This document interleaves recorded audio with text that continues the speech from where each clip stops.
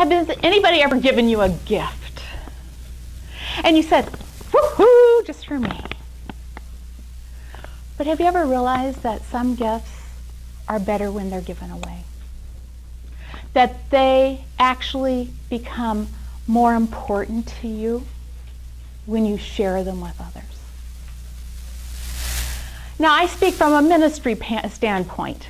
Poet's Heart, God's gift, is a ministry to people so that they know that they're not alone. And today I want you to know you are not alone. I believe that God gave each of us gifts. Now, your gift may be the ability to speak. Your gift may be the ability to sing. Yours may be hospitality. Yours, the gift in your life may just be that child who looks at with you with love and reaches to you. And the time and effort you put in to that gift. I grew up in an abusive family, a military family, and I tend to have kind of a depressive mood most of the time. It's called dysthymia, where you function just a little bit more sad than other people. Sometimes that's brought on by things in your life, and sometimes that's just your personality. And I found for myself as I was going through these things that I would sit and I would pray. And at one time in my teens, I sat with a knife at my abdomen, saying, it's not worth it. I'm not going on. But I also fully believe that in God's Word it tells me that He has a time for me, that He had a plan when He came and brought me into this world, and He has a plan for my exit. And it's not my decision. So I struggled with that, and I worked, and as Roman said, I looked and I wrote, and I would write Bible verses from memory, or I'd look something up, a word in the commentary. And as I did that and looked at those things, I would start writing, and almost invariably it would become some kind of a poem. One of the poems that I frequently have is in your folder, and you don't have to pull it out, you can look at it later, but it's called Little Child. And I've shared that some before, but it's about losing a baby, about the death of a child in the womb. When my daughter lost her child at 7, almost 8 months, and had to go through labor and delivery with a dead baby. Now it hurt when I knew my mom and my sister and even I had lost babies, but it hurt different when it was my baby. My baby going through that. And so I took those poems and I shared them with a few people. And then I got brave, and I actually made them into a bookmark.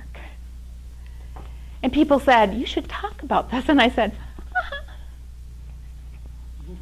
And I would practice at Toastmasters, and I would practice in different places, and I would be told, gee, you know that God pulls with you. He's yoked with you as if He was the other animal in a yoke when you go forward, and He sweats with you. He pulls with you. He pulls your burden. And a friend of mine who's a psychologist said, I want you to take that and make it into a coffee table book.